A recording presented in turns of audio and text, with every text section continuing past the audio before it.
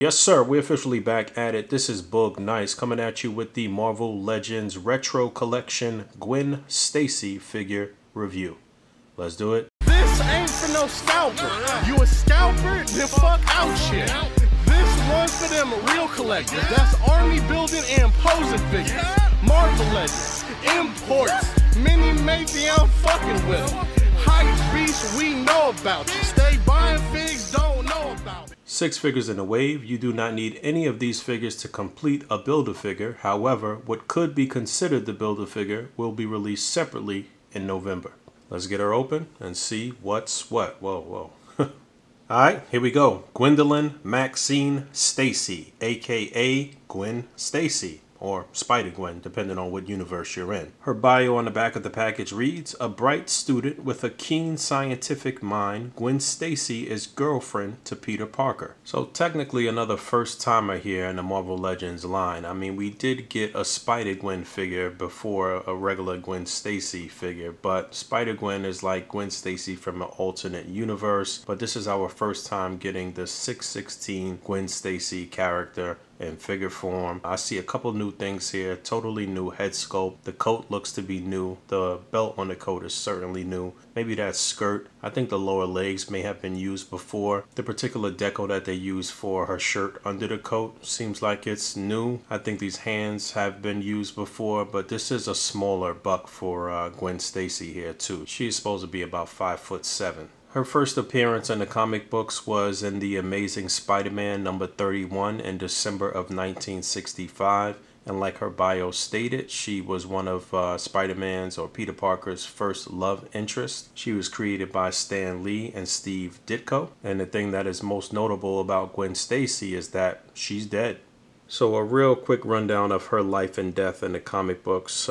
She and Peter studied at the same university. They became romantically involved. There was like a brief sort of love triangle thing between the two of them and Mary Jane. I think the readers wanted Mary Jane to win out and be the love interest of Spider-Man, and at some point the writers decided to kill her off. She had got kidnapped by the Green Goblin and thrown or knocked off the Brooklyn Bridge or the George Washington Bridge. Spider-Man tried to save her. He like webbed up her legs or something like that, but the force of the snapback snapped her neck basically, and she died. Her death is considered to be the end of the Silver Age, the end of the age where the heroes were always winning out. They started introducing some more morbid, some more dark storylines where the heroes don't always win. People die unexpectedly or suddenly. That took us into the next age of comic books. It should be noted that Peter had some type of relationship with her father as well, who was a cop, and then I think Peter, if I remember correctly, he was having a fight with Dr. Octopus, and some debris fell off a building and killed her father before she was killed. So it was just a lot of tragedy in Spider-Man's life, and obviously he took her death really hard. And after that, Peter and Mary Jane became close. Mary Jane pretty much became the new constant love interest in Spider-Man's life. Her alternate universe persona comes from a universe where she was bitten by the radioactive spider and became Spider-Woman, and actually Peter Parker was a villain who was killed in a battle with her in that universe. Frank Castle is part of the NYPD and was hunting her down along with her own father, who was also part of the NYPD, and he didn't know that she was Spider-Gwen. It was pretty interesting. It was critically acclaimed. A lot of people liked that book, and then obviously we saw her in the Into the Spider-Verse movie, and as part of the big overarching Spider-Verse comic series that ran through the Spider-Man comic books some years back. So taking a closer look at this head sculpt and her deco, like I said, I'm pretty sure this is a brand new head sculpt. I do see a couple of little minor paint imperfections on her face. Looks like some black paint right there on the side of her nose. I could probably take that off with a little alcohol wipe or something. I'm gonna clean her up later, but I wanted to show her as is out of the package. The hair looks good otherwise from the back, and the face looks good. It's that common theme with some of the female figures though, of how the head kind of shifts on this neck and can look awkward in certain positions, but I do think it's a nice head sculpt overall. I think they did a pretty good job. You can see the headband, and then like I said, I think this jacket is totally new. The belt, it looks good. You know, this is obviously based on her look from the comic books. She's got the purple mini skirt with the black top. It's a little slit up the side. I'm assuming these are supposed to be long boots, but really this part down here at the ankle is one piece, and then this is just painted on. I don't know if this is supposed to be black socks or long black boots. I think it's supposed to be long black boots. I'm 90% sure, 99% sure. Aside from those minor paint imperfections on her face, the other issue that I had with her out of the package was that this right hand was warped. I really hate this particular sculpt for the hands. So I'm gonna have to actually fix that up. This particular sculpt, I don't know if we've seen this before, the cupped look on a smaller female hand. I'm not 100% sure on that, but the hands do pop out. So if you do have some other hands around, you do have some options. And despite having the heels, she does stand okay. See little peg holes there at the bottom. And she's packed in with a few accessories too. She has no powers or anything like that as her regular Gwen Stacy persona. She's just really smart. So like I said, the jacket is a separate part. You can pull, you know, this portion off, but obviously her arms would still be sleeved. It would have been nice for them to put a feature on where you can just remove the arms and have her with like a sleeveless look or something like that. Maybe that'll be something that they'll explore down the line. But overall though, I think she looks pretty good. Let's go over her accessories. So she's packed in with a book. And it says Midtown High School here, which is weird because I thought they met at the university and college, but whatever, I'll take it. And she's packed in with this little folder or binder. It's like an aqua blue, and you can see some little ridges here at the top and a little clip, one of those sort of like accordion binders or something like that. It's actually pretty decent detail, not bad. And she's also packed in with a rolled up newspaper. It says the Daily Bugle here. So that's cool. I'm pretty sure the binder and the newspaper are both new sculpts from Marvel Legends. So obviously we could use this with J. Jonah Jameson or with Spider-Man. So definitely some little accessories that could be repurposed with other figures. And here she is with the book in her hand. You know, you got options. A lot of different things you can do. You know, different props are those real cool little accent pieces when you're displaying. And again, like I mentioned in the Spider-Man review, displaying is not all about dynamic posing and action shots. You can do real expressive things and real cool things with real simple, subtle posing. And there she is with the newspaper in hand.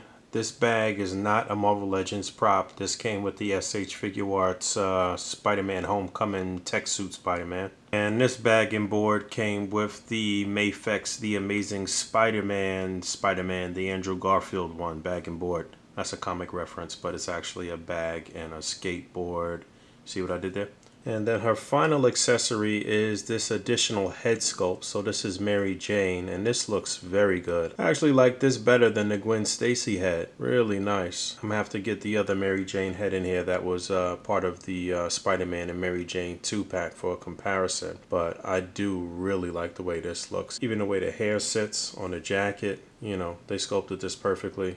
No wonky eyes or anything like that. They got rid of the blonde and kept the redhead. And then I also found some hands here. So this is like a blast from the past. These are the hands that were packed in with the Elektra from the Elektra and Ronin 2-pack. So these are the hands that would be utilized to hold her size. But there was another set of hands. I'm gonna have to find that figure. It's cool because this figure has nail polish on the hands. They will actually look good if I could find that other set. Ah, I still do have her, so I'll pop the hands off. I'll show you that in a second. But this 2-pack that she came in also had a variant with a Skrull Elektra that looked awful, with a Ronin with a different deco. We do need an updated Ronin though. There we go. So if you got that old figure, there's another option with the red nail polish.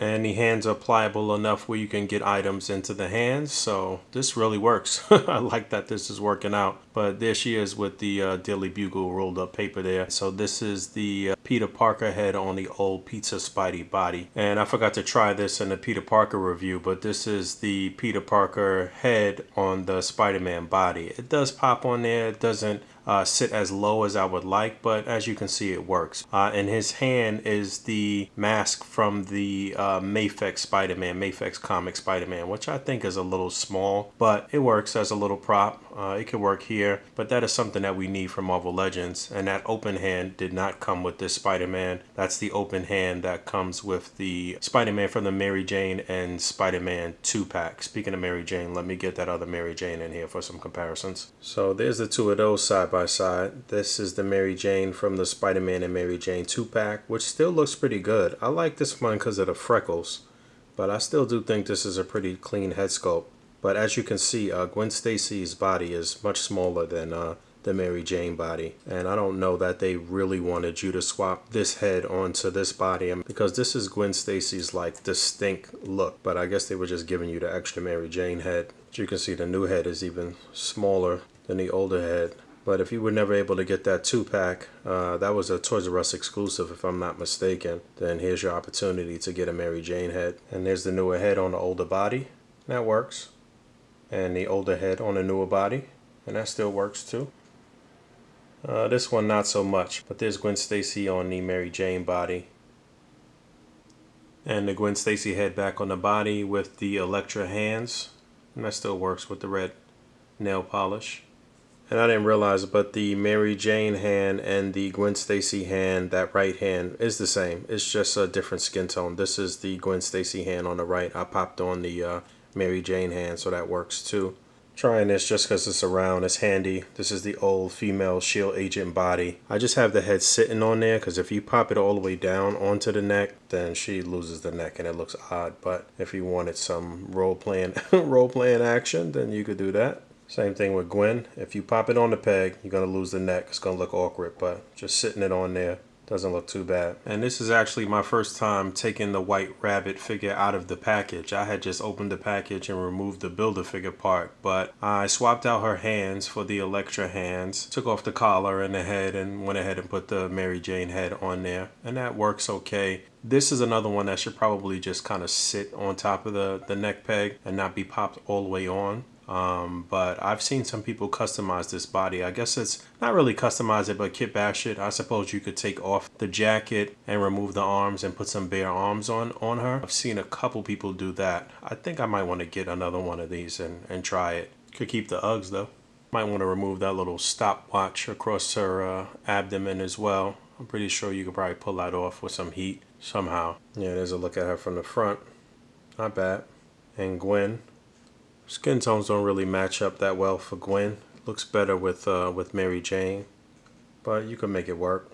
And there's a look at the Spider-Gwen body next to Gwen Stacy, which is smaller. I thought they were about the same size. You can see that the neck pegs are not the same. This is a very tiny neck peg. That pissed off a lot of people when these smaller female bucks came out. So you're not gonna do no head swaps, because that that surely doesn't look right. I suppose if it sat on the neck better, if the peg was bigger, it might work.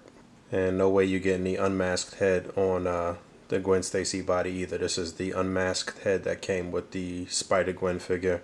Again, the peg hole is very small. Here I am setting up size comparisons. I didn't even go over the damn articulation, but I'll go back. But yeah, so Spider-Gwen on the far left, and then I was able to put the Spider-Sense head from the Peter Parker figure onto the Spider-Man. I think somebody had asked about that, so that's how that looks. Stacy and Mary Jane. I was actually trying the hands from Elektra and Mary Jane, but the skin tones are the contrast is too much, so that's why she doesn't have any hands on. But yeah, I think the heights between the three of them is about right. Spider-Man is, Peter is taller than both women, and Gwen Stacy is shorter than Mary Jane. Mary Jane's supposed to be a supermodel later on, so she's about almost the same height as Pete. That Mary Jane head looks good on almost every body. Sheesh. This is Dazzler, but you know, I'm just showing you this particular body type. I don't know, that was just the closest thing to me, but it's the head is popped down on the peg. That looks pretty good. And Gwen Stacy looks good too. And again, some more role-playing stuff. I guess if you wanted Mary Jane to dress up, that would be cool. Yeah, Gwen's head looks a little small for this body, and I don't like when it's popped all the way down, but still a little bit small. Yeah, that head's too tiny for Spider-Woman. Spider-Woman is stacked. But again, Mary Jane looks better. It's just because the head is larger. Alright, real quick in terms of articulation. So you know the head is on a ball joint. With the Gwen Stacy head, she can look down pretty far. Not going to look up too far because it's going to be hindered by the hair in the back. Left to right, pivot, no issues there. Shoulders on a ball joint, they're going to come up pretty far. You could actually do a full 360. There is no cut at the upper bicep. There is a single jointed elbow that also swivels there. The upper torso articulation moves just a tad bit. I don't know what's going on here. This is very slender here in the upper torso, but it'll move side to side and back and forward just a little bit. Looks like you got a cut right there at the waist, but you don't. T-joint at the pelvis under there. If the skirt wasn't hindering, you could probably get the leg up pretty far. There is a upper thigh swivel. There is a double jointed knee. There is no rotation here. Again, this is just paint, so there's no cut there. But you get a hinge on the foot, and you get a slight ankle pivot. And I will say, out of the package, her ankle here, the legs are a little loose, so you do have to be careful as far as that's concerned. Not the greatest articulation, pretty lackluster, but she's still a good looking figure. Alright, I gotta get up out of here. I got a few more swaps and things that I want to do. It'll bleed over into the next review. Up next will be Green Goblin. Gwen Stacy's a decent figure. It's not the best. I mean, it's great because of the new parts. It's great because of the swappability with this head and the Mary Jane head. The accessories that you get, it's a pretty good buy, especially for $19.99 to $24.99 average price of a Legend. It's worth it. You know, you don't get any Build-A-Figure part or anything like that, but you know, the newness of it is still good. It's still one I would recommend. So thanks for hanging out. As always, rate, comment, and subscribe. Hit the bell down there, and until next time, peace.